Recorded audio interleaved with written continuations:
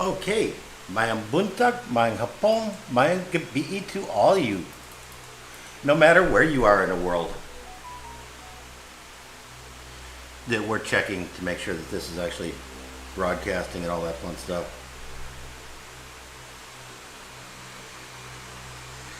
Okay, mayang buntag, mayang hapon, mayang gabi to all you. And it is. We are good.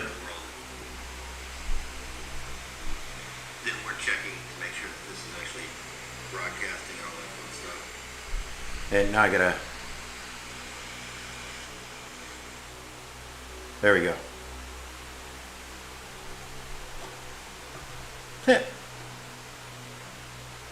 There we go. Okay. Good morning, Mr. Brandon. How are you today? We have kind of an interesting topic. You're gonna have to let me finish getting ready. That because of the audio issues the last time trying, I'm actually in the Streamlabs OBS, and because of the audio issues last time, that I did a quick recording to double check that audio settings were correct and all that good rot before I started doing this. And the recording came through correctly finally, so that but because of the difference in timing, I'm still, you'll periodically hear dinging and stuff on my phone, but that's the phone in the background, because there's about a 30-second, like around 21-second delay between what appears on the live stream itself and what I see. So it's just a fallacy that I have to work with and work around, but not a big deal. But as you guys watched yesterday, anybody that was at the live stream, Papa is back. That Mama Papa came back in on Saturday afternoon. We had a really cool lunch, late lunch, early dinner, kind of dinner. We got SNR pizza. Think Sam's Club, Costco pizza. You know, it's actually pretty good. And it's really close to American pizza, so which is a huge thing here. A lot of places, the pizza that they have, the crust is basically a tortilla. That it's not what we'd think of as pizza. So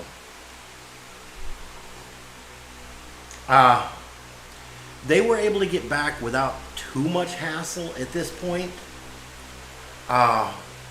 They did have to take one of the RT-PCR tests within 72 hours, which not a huge deal. That Joe was able to, with the company that he works through, was able to get a home test, so that they were able to test right there at the house and get their results back in a couple hours.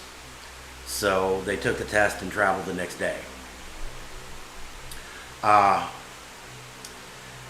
I've noticed a few places that Cebu seems to be reopening a little bit.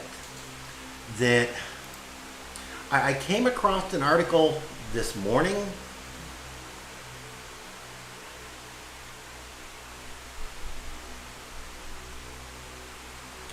Yeah, I'm looking at my window that, oh, I know why that's wrong. Okay. I came across an article this morning in Facebook.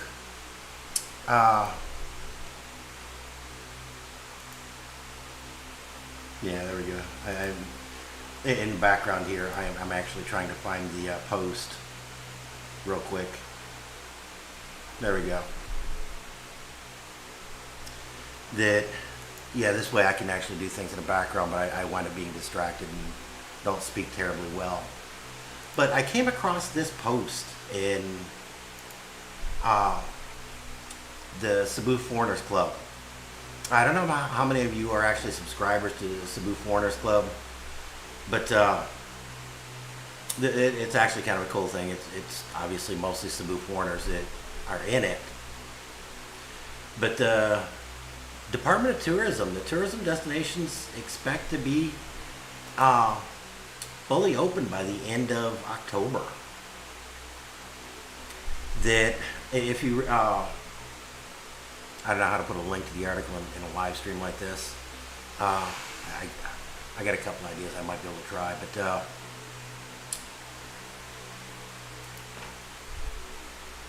there we go. I hadn't thought of this. Since I'm actually here, You guys just get to see a weird thing, I think. I probably could have done that in the background a little bit better. That's a link to this article right here that you can go back and read it at your own timing.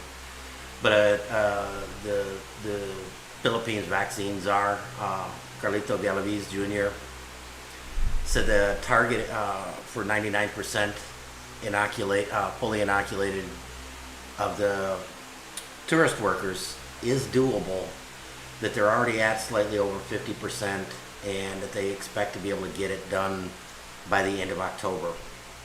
So, and here is actually another article relating to that, that the Cebu City ports reopened for all kinds of travel, and this was actually dated in the 9th of September 2021. So this is a little bit older, and I hadn't ran across it until this morning. But they're allowing non-essential travel by sea into the Cebu City, and they say that they started back in October 9th. You do still need to take the negative RT-PCR or an antigen test, basically the same as you would for a air travel, and that since and right here it's talking about I didn't want to highlight all that. There currently is no regulation or exemption for fully vaccinated travelers, and so they still have to take the either the swab or the antigen test to verify that they're COVID free and all that good stuff. But they are back open for sea travel even. So let me get this out of here. I gotta go back and swap back. There we go.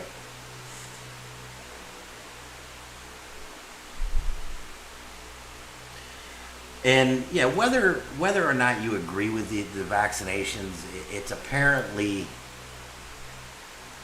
going. You know, it's apparently becoming a fact of life.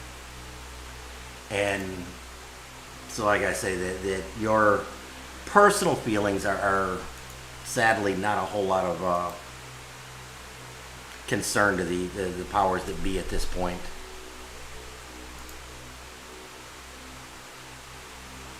Well, I tried to give a link to the other story, and it's over the allowable comment length. The link is too long.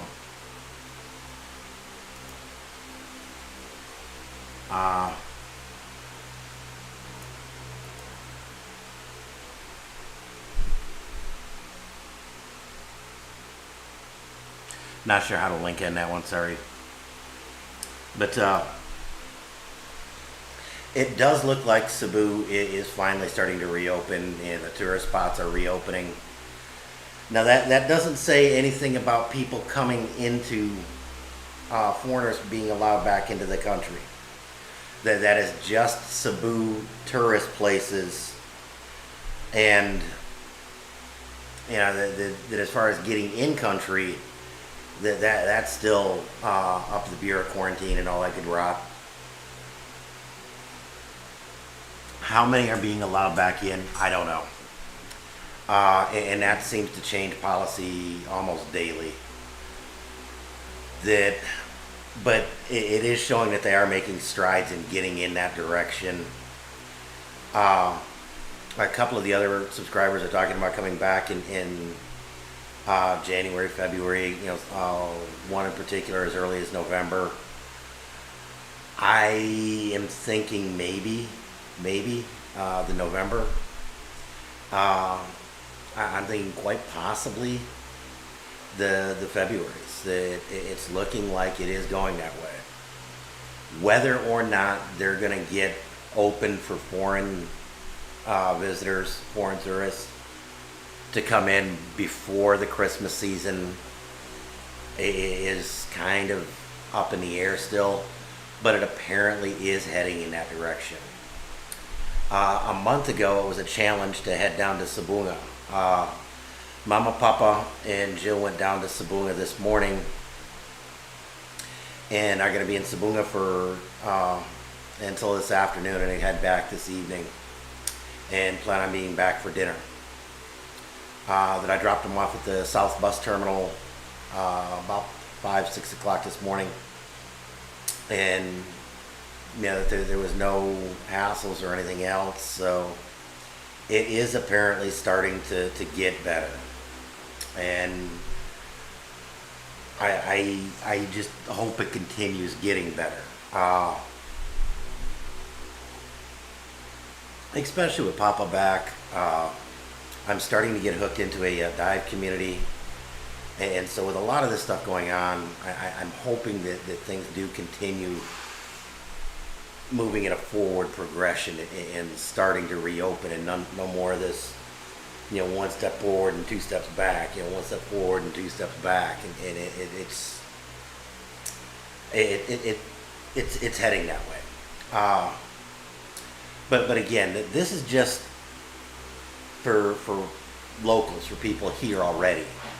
What it's going to be like for people trying to get in yet, I don't know. And the only quarantine times that I've heard of so far are people coming into the country, coming into country. And that right there is going to be the hard part. Because if you got to spend 2 weeks in quarantine before you can travel within country, there's a lot of people that are going to say, hey, if I got a 3-week vacation, I got to spend 2 weeks in quarantine, I'm not coming. And we've got a subscriber from New Zealand that was his thing. If he comes to the Philippines, he's going to have to spend 2 weeks in quarantine here. That they would go to CDO and spend another 2 weeks in quarantine there. Have a little bit of time, and then when they go back to New Zealand, they're going to have to do another 2 weeks in quarantine. So they're looking at 6 to 8 weeks worth of quarantine.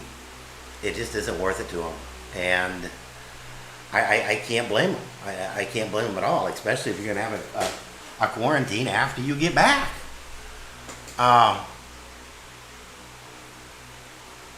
Yeah, that I don't know, that Mama Papa came from Manila to here, and just with a negative test that they were good and were allowed back in.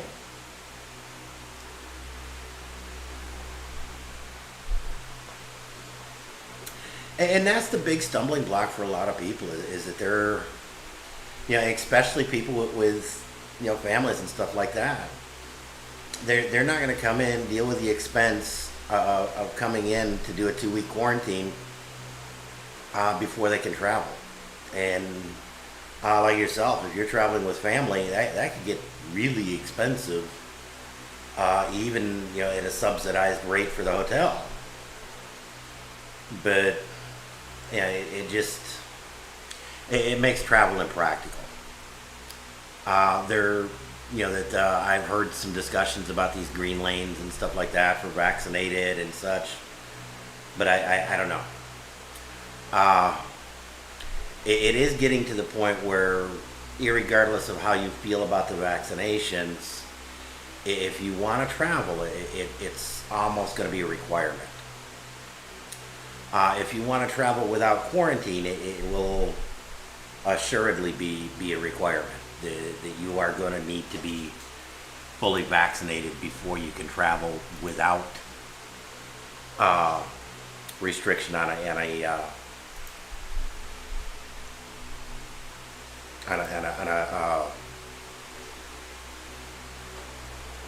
without vaccine. There we go.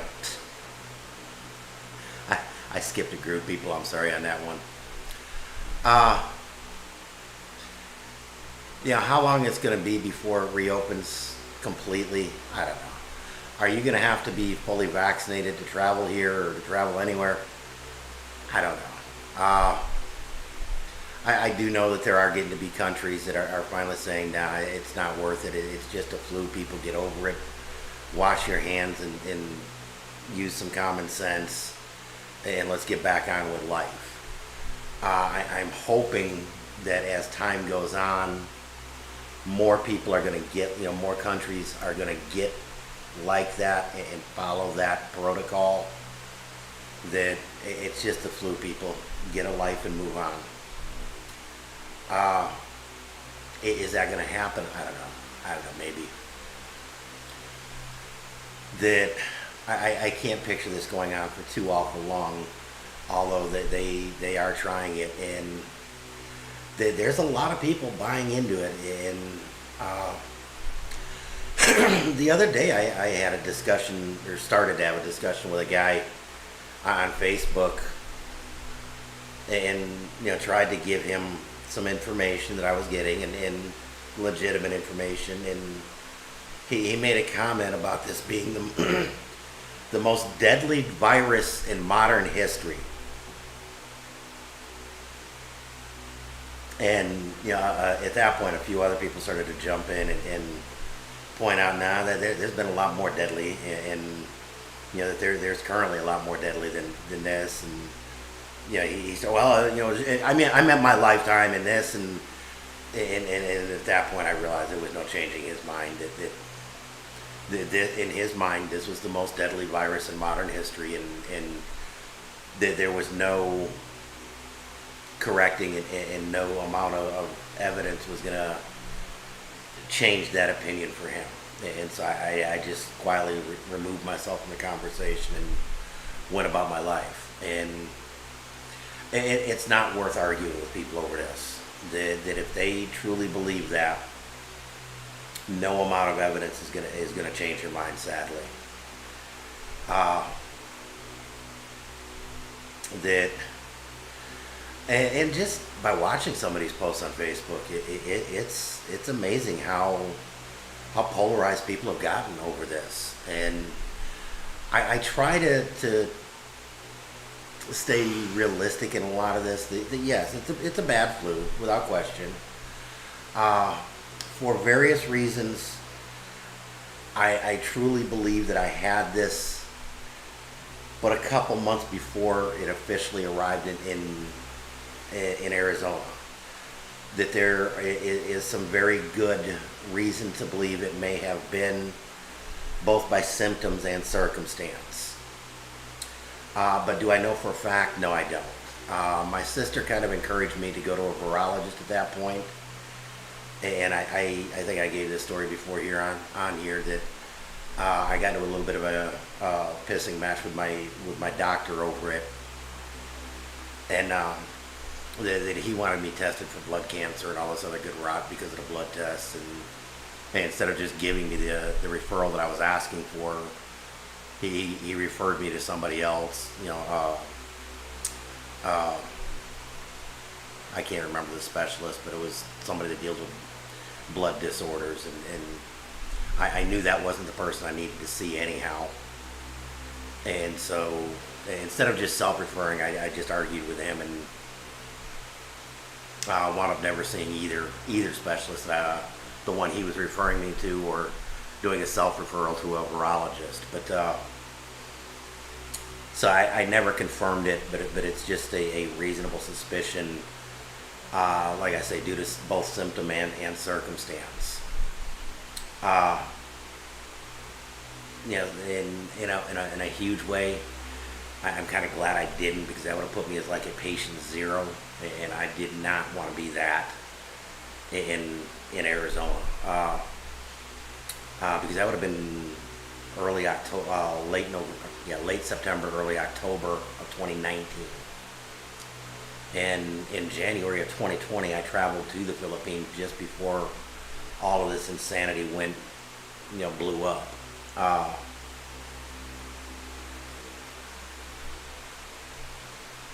But yeah, like I say, I don't believe that, I do not have any question that it is a legitimate bad flu going around. Are there people that should be vaccinated? Yeah, without question. If you're in a risk group, and this is something my sister and I will get into a debate with, that she seems to think I have COPD because of smoking, my age, my weight. She's saying I am in a high risk group. I'm saying, nah, I'm kind of borderline marginal. I don't see myself as having emphysema or COPD, whatever they call it today. Should I get one? Probably. Do I need one? Debatable. Would I have a problem with getting one? Not really. I've just got a problem with being forced to get one. And that's just kind of my personal choice, and I don't like being forced to do anything. I love Arizona because it's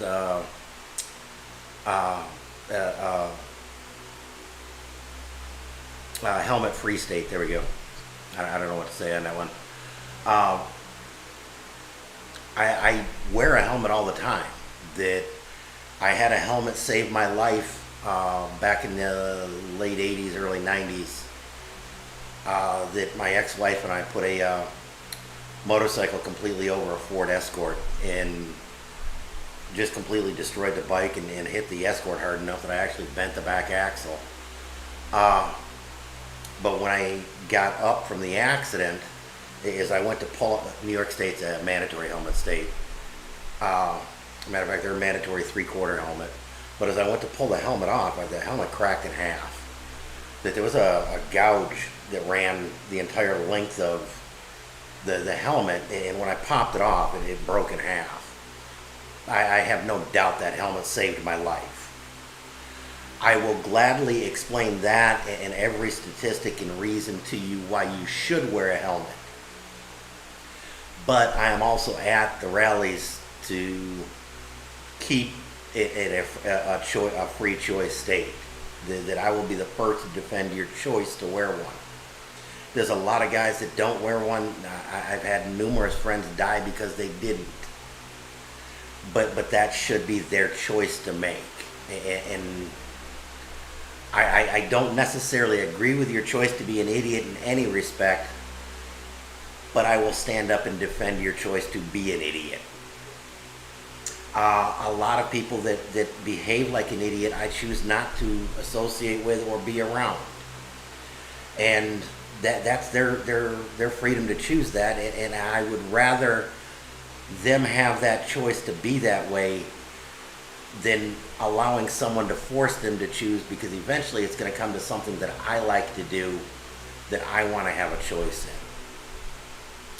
in. And so, you know, that's my biggest problem with these vaccines is give me a reason to have one. Don't force me to have one. Don't legislate it for me to have one. But you know, there's a store here that won't let Cindy in because she's pregnant, and I just won't shop there anymore. Whether or not she's pregnant, whether or not it's just me going there, I'll find someplace else to shop. And that's just it. That they're not following the laws, that they're making up their own rules. Man, good be you, JoJo. How you doing today? And I don't mind people, you know, making up their own rules, but you know, deal with the consequences of it. And if you want to make overly restrictive rules, you know, deal with those consequences. You know, that's your choice, but it's my choice to, you know, spend my money elsewhere.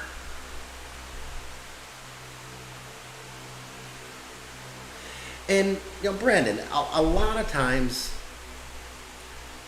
those choices that others make,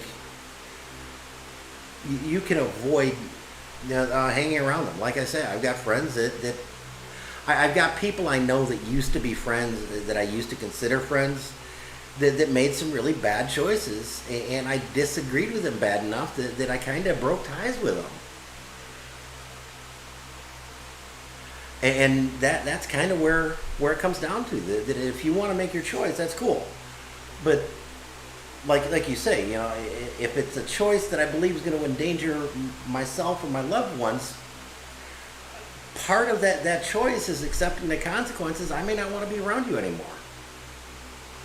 And you know, that's where it goes. That I've got a friend of ours back in the States that if you're vaccinated, he won't hang around you. And that's cool. And I feel bad that he's that adamant about it, but I respect that. And if we get vaccinated, I'll let him know, yeah, I'm vaccinated at this point. I like you and would like to continue hanging around, but if you don't feel comfortable with that, I want you to know in advance and allow you to make that choice. Uh, so I don't know.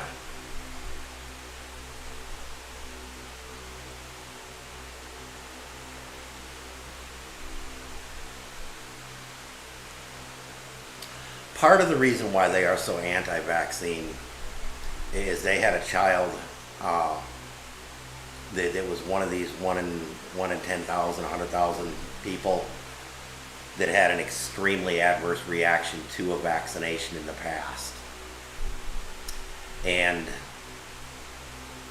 that they have done a buttload of research in that in the past that he wound up permanently disabled, and because of that they are extremely and rabidly anti-vax.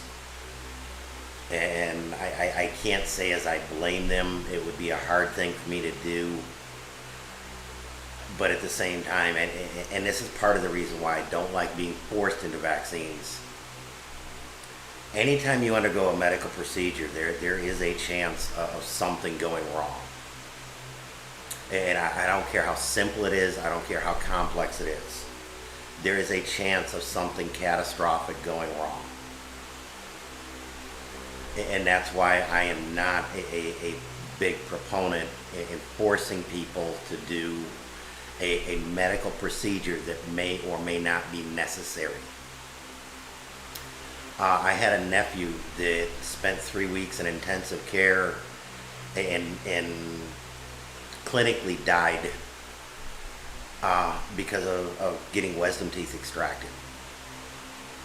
That again, he was one of these, one in 100,000 that got a septic infection because of a dry socket in one of the wisdom teeth that was pulled, and it went horrible quick, and he wound up, like I say, in intensive care for about 3 weeks. That he died once, that he was in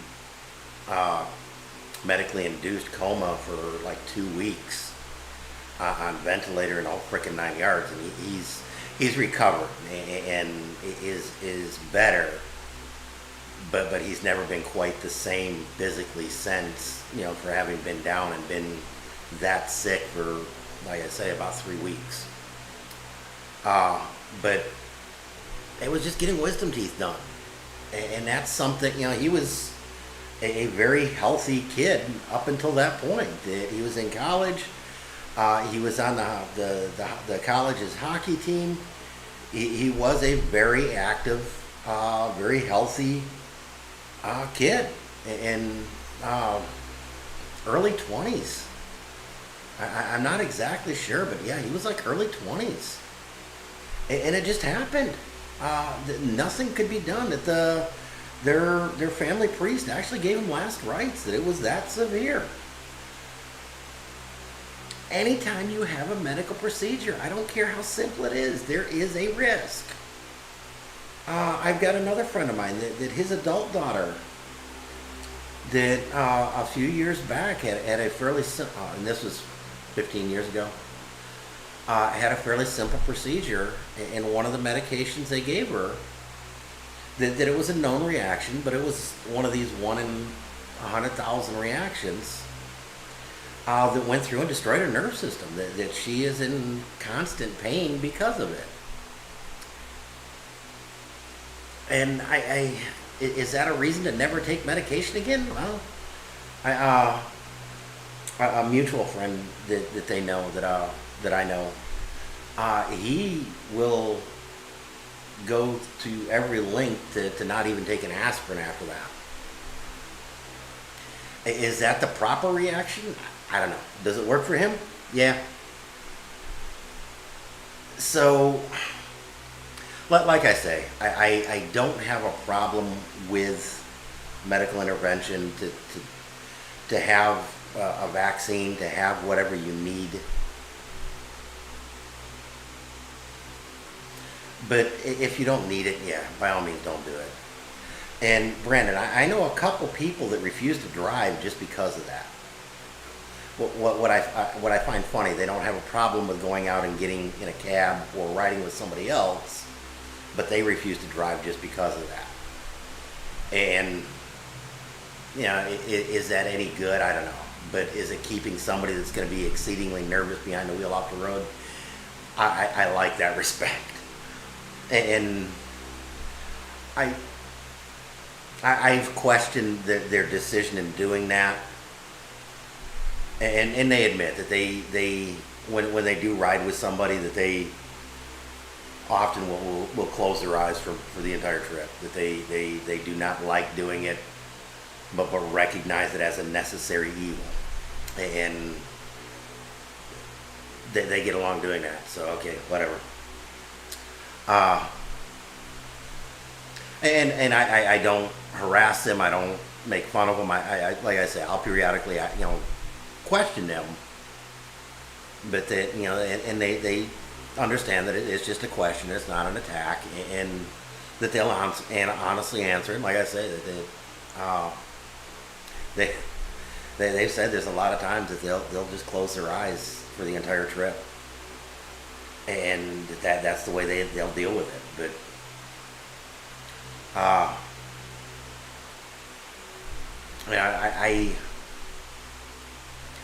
I am not a risk taker, but I will weigh out the risk benefit before I take a risk. I love riding motorcycle. I recognize the fact, right, wrong, or indifferent, I don't care who's at fault. If you're on the motorcycle, you're probably going to lose that confrontation. And I drive accordingly. That I drive motorcycle, in my opinion, very defensively. I will often use the motorcycle size and maneuverability to my advantage to be able to sneak through a situation, to get out of it, just to help minimize my risk. Does somebody say that's taking more of a risk trying to get through it? You can get into that debate and go down that road all you want.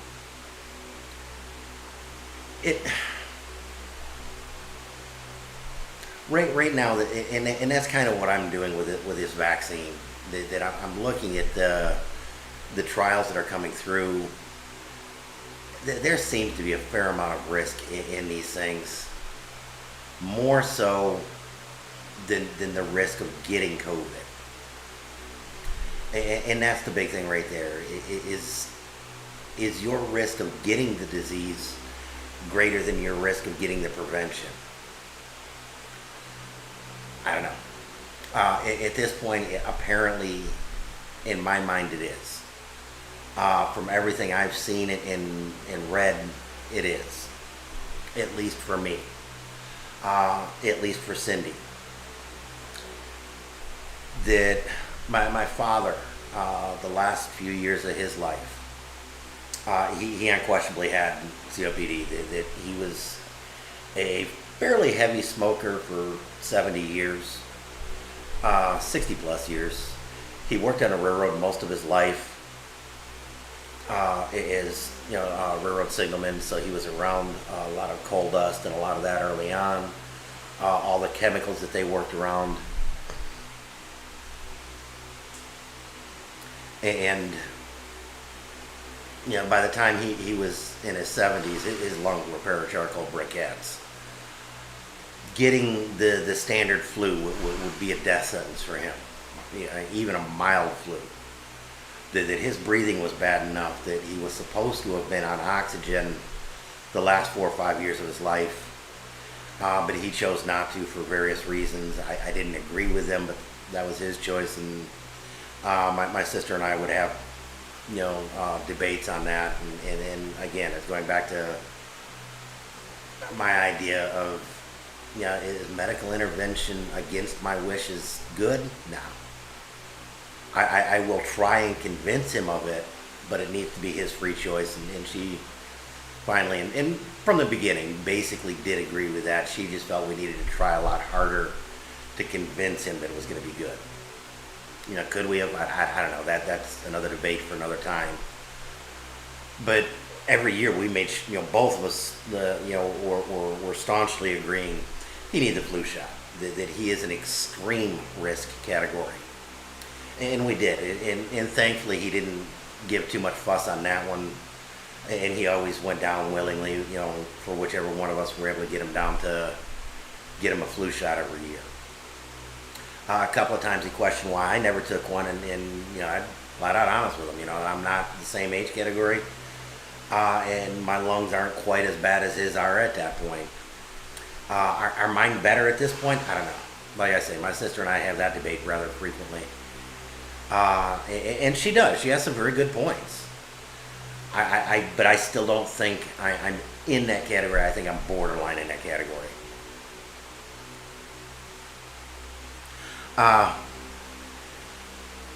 Now, Brandon, you're talking about driving defensively. One thing I do like here, that Arizona's tried a couple times. It's been vetoed every time it's been passed by Senate, and it's been vetoed by a couple of different governors, is lane splitting. But that said, I could see lane splitting be horribly abused in the U.S. Here, I see it being slightly abused, but with the slower speeds, it being abused is they get away with it.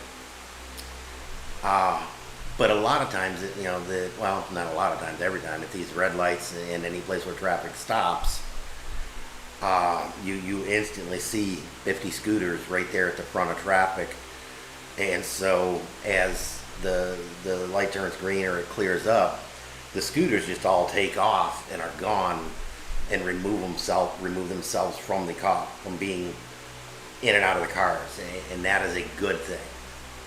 So I kind of like that, and it allows you to be a lot more defensive here by being able to do that.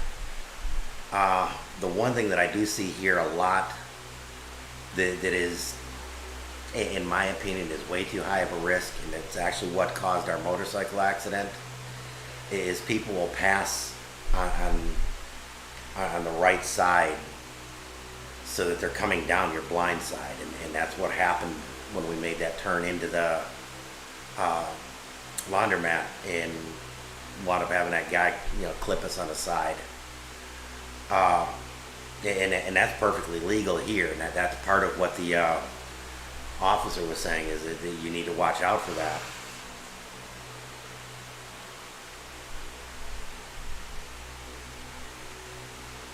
And Brandon, that is the correct way to ride a motorcycle, lane splitting or not or whatever.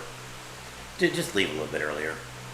In Arizona, if you get on the freeways, motorcycles are allowed in the commuter lane. I hang out in the commuter lane a lot. And here, just leave a little bit sooner to where you don't have to weave too badly in and out of traffic. But where it's safe to do so, by all means, weave in and out and get out of traffic as soon as you can. I haven't been too much into riding the national roads on the bike yet.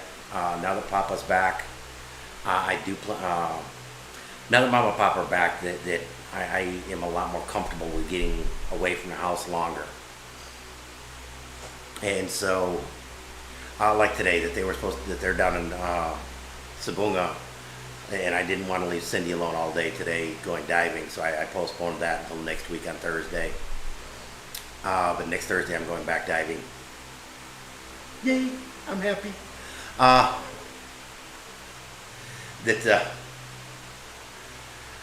The one thing that did kind of mess me up is I've been trying to do drone flights before I do the live stream on Tuesday, Thursdays. And this morning I ran Mama and Papa down to the South Bus Terminal, so I wasn't able to do drone flight. I didn't think about it until after I got done dropping them off and coming back.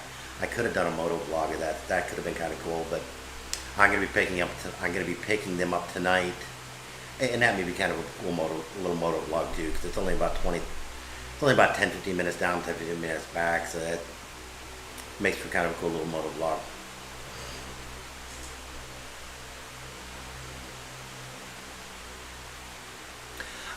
I definitely do enjoy the diving, and the last couple dives I made, I didn't get terribly great video, which is why I haven't posted it. I need to sit down, and this coming Thursday, I'm thinking I'm going to sit down and sort through it and come out with kind of a highlights of it, and just do it. Something I didn't recognize, and I need to figure out a workaround, and I guess the easiest workaround. The case, the inside lens fogged up, and I guess most everybody's simple solution is pop the case open, lick it, and put the camera in. And that's basically what you do for a scuba mask anyhow, is spit on it and wipe it around, and it keeps it from fogging up. But yeah, I got way more comfortable diving again, and so hopefully this next dive will get a lot better video. One of the things that kind of screwed me up, and I am horribly disoriented underwater for some reason. On surface, I am really good about directions on where I'm at, where I need to go, and all that good stuff. Underwater, you get me underwater, and I completely lose my sense of direction for some reason. I have no idea why. And I had a BCD incident that my BCD died, and I had to swap out, and I didn't have my compass with me. And so on the second dive, I got my compass back, and dove with that, took a heading, so I knew I oriented myself well. Went underwater, double checked orientation, and for the rest of the dive was fine. And so I basically got better with buoyancy, and got a lot better with orientation. So this next dive, I'm hoping is going to go a lot better. Sadly, I'm going to have to go back to rental BCDs for a while, because mine, there's just sadly no repair to, and it's a 20-year-old BC that it's old. And it needs to be retired. But yeah, I'm hoping to get some decent video here. I've got a couple, 3 videos up and ready to go. If you guys don't watch, I'm going to start doing, we also do a channel, Philip the Phoenix Motovlogs.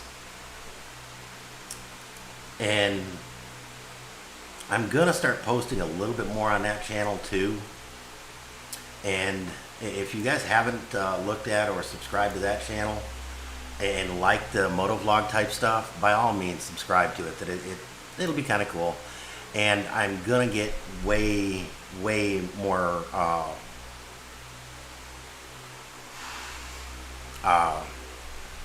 consistent. There we go. Consistent. There we go. Yes, I'm doing something in the background. You'll have to bear with me. I'm getting the link to that channel. And I am going to get way more consistent with posting stuff there. And that way, you guys can come and... Okay. You'll have to forgive me. Like I say, I'm doing something in the background. My bad on that one.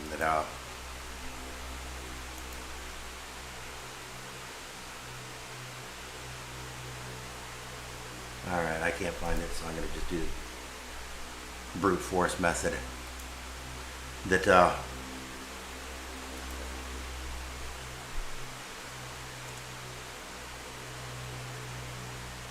That's the link to our Built to Phoenix motovlogs. It's where I post all of our motovlogs and all that fun stuff. Yes, horribly squirrel.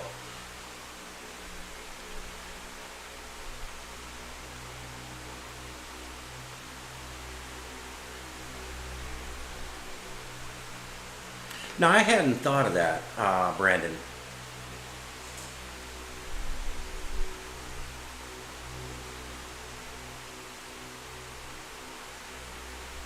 That JoJo Cracker, that is insanely true here. People, and I've noticed this waiting at red lights badly.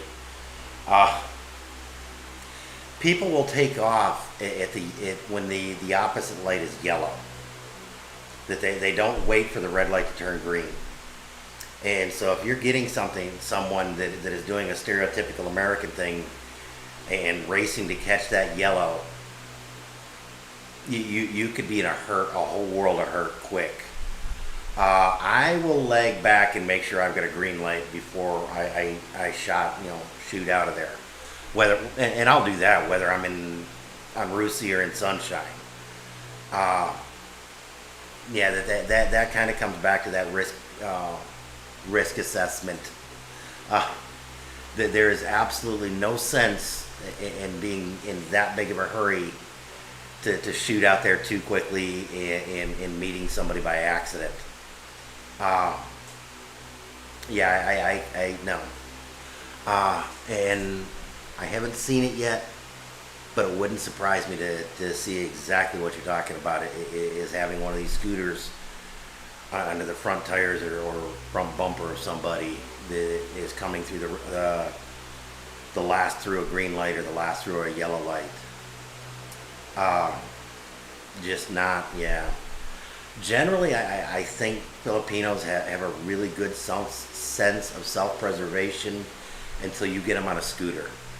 And then all common sense, self-preservation, all frickin' 9 yards goes out the window. They become 10 feet tall and frickin' bulletproof on those scooters. And when I see scooters around me, I drive with that thought in the back of my mind. These guys believe they're 10 feet tall and bulletproof and expect them to do something truly, truly insane.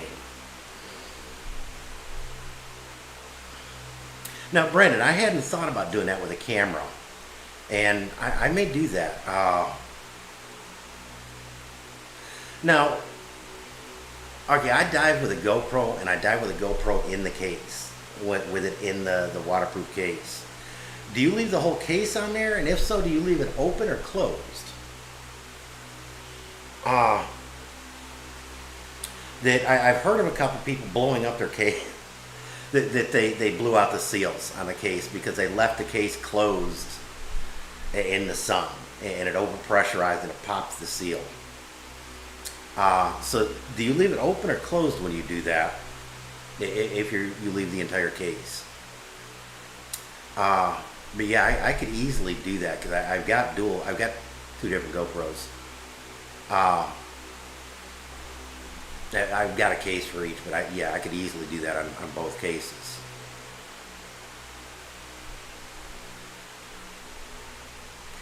It's hot enough here that I could see that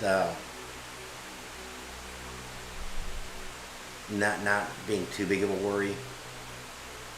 That the typical air pressure here is a lot hot or the typical air temperature here is a lot higher, so it's not like Phoenix where it can be horribly different.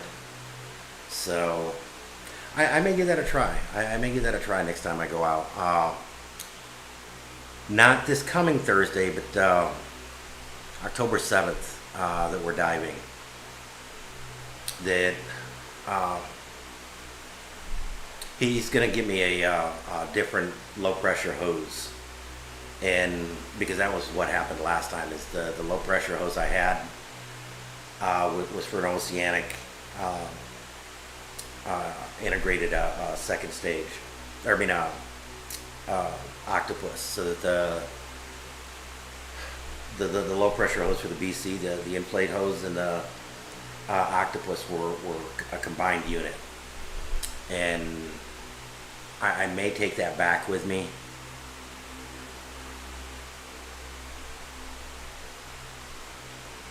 Okay, so you leave it open while it's kind of warming, while it's in the sun, kind of warming up. Okay, so I may do that. I may give that a shot. And like I say, I've got two different GoPros. I let him, the guy I dive with, use one, and I'll use the other. And that way, I can leave one open and leave one closed and see if well, which one does make a difference, and if there is a problem in making a difference. Because they're a 7 and 9 or 7 and 8, both are water resistant. Waterproof to 10 meters or 10. Waterproof to like 30 feet. Yeah, about 10 meters.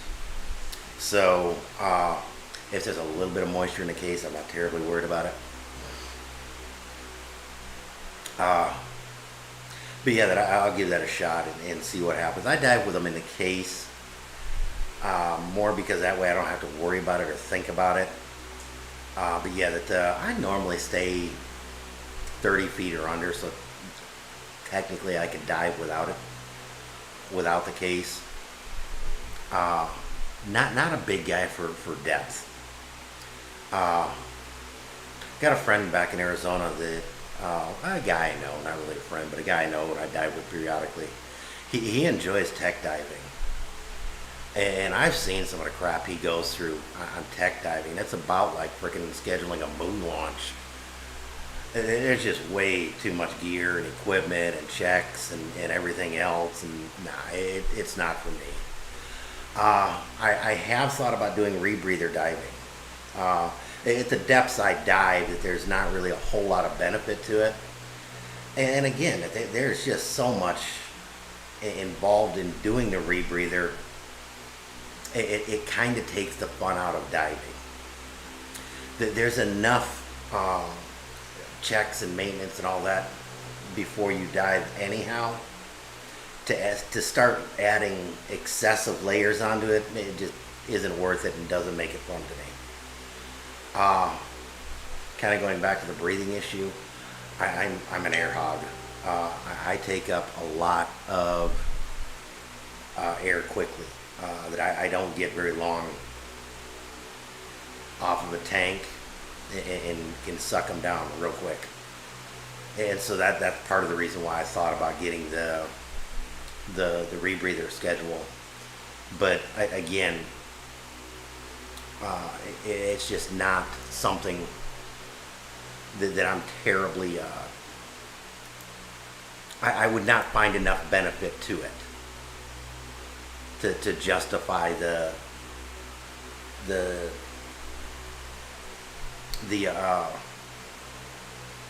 hassle and the expense for it. Because those rebreathers are horribly expensive still to get a decent quality one. Now, the one thing I am thinking about doing when I get back to the States, because Phoenix Scuba is one of the centers that is off, that they do have the training and instructors that can give you the certification. That Cindy gets way more time off of the tank than I do. One of the things that I am really seriously thinking about doing is getting a full face mask. And so that way you're not holding a regulator in your mouth. The full face mask covers it for you. And that way you're not struggling with masks or anything like that.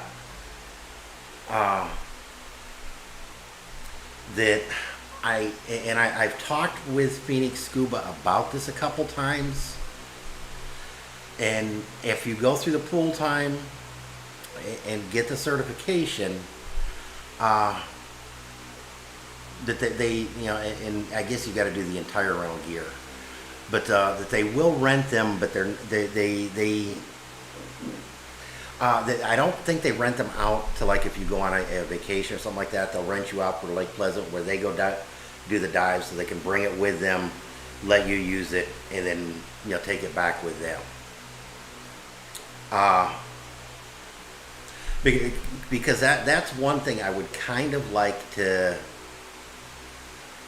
have some real world time on before I drop $200-300 on one.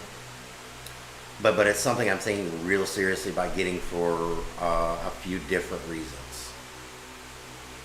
Uh, and like I said, our next trip back, if we can do that.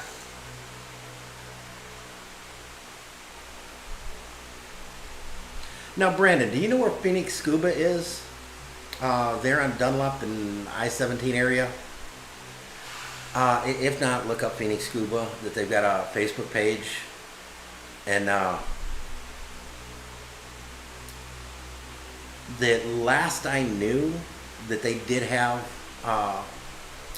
a couple models that you could take and try in the pools without going through the certification for it, and make a little bit. And they do have they've dove with them quite a bit.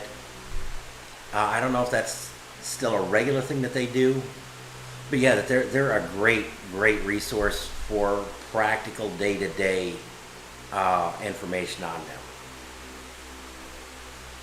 And if you ever know somebody that's getting certified, that both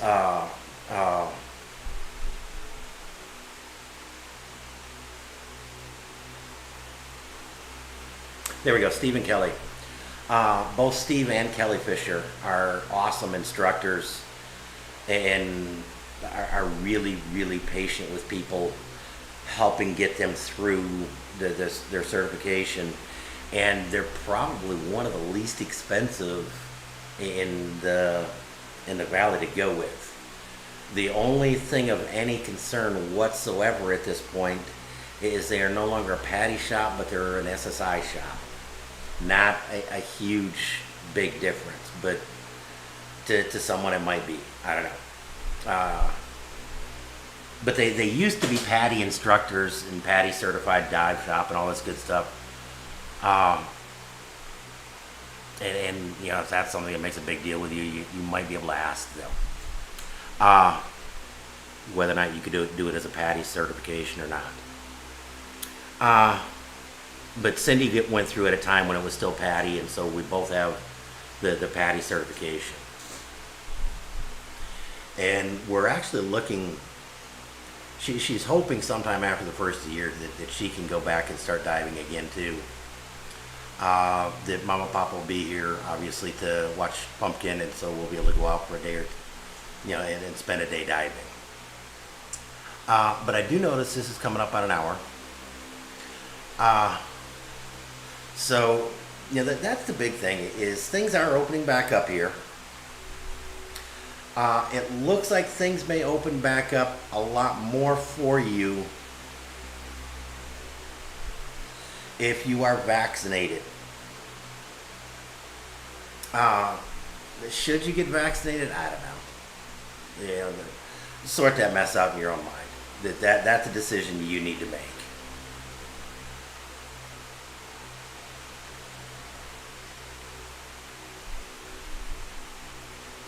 The underwater welders, the underwater the hard hat divers like that, yeah, they are nuts. They work at some depths and some stuff that wouldn't are kind of mind numbing.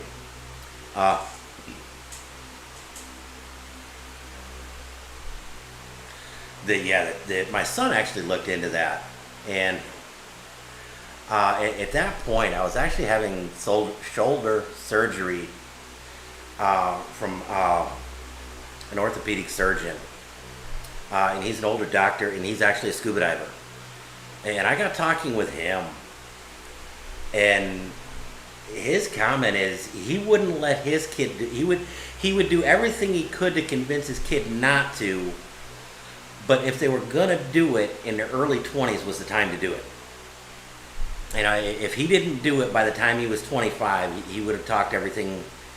He would have done everything he could to talk his kid out of it. But yeah, that is some. That's one of these risk taker type dives. But yeah, they do some pretty amazing things, and it is pretty definitely an interesting type of diving. And it's one of those things that, yeah, I love watching it. Now, you couldn't convince me to do it for love nor money. because those guys will dive like that, make too rapid of ascents, yet immediately go into decompression for 10, 12 hours. Uh, and that's the other thing that a lot of people don't get is they pay one by how deep you're at. So the deeper you go, the higher the pay goes. But if you're doing shore tender, if you're doing tenders where most of the guys start out at for a considerable length of time, the pay really isn't that good. But the other thing too is you're typically on these oil rigs and stuff like that for it can be up to months at a time. So it's a very unique and it is a lifestyle, kind of like truck driving. It's not for everybody. It can pay well, but it's not for everybody. There again, I've got a friend back in Arizona that works for SRP, and that he's one of the high tension workers. He's one of the guys that are up on the steel transmission lines, the big workers. And I've done electrical for most of my life, off and on. Early on, I did it as a career, doing mainly residential, but a little bit commercial. And so electric doesn't bother me, but those kind of voltages and those kind of heights, nah, you couldn't convince me to do that. You couldn't get me up there to save my life. But he loves it, and it's a great job for him, and he makes some freaking phenomenal money. But when he's up actually doing maintenance, he makes some insane amount of money. But again, he's paid by multiple scale work by what he's doing that day. But his base is very good too.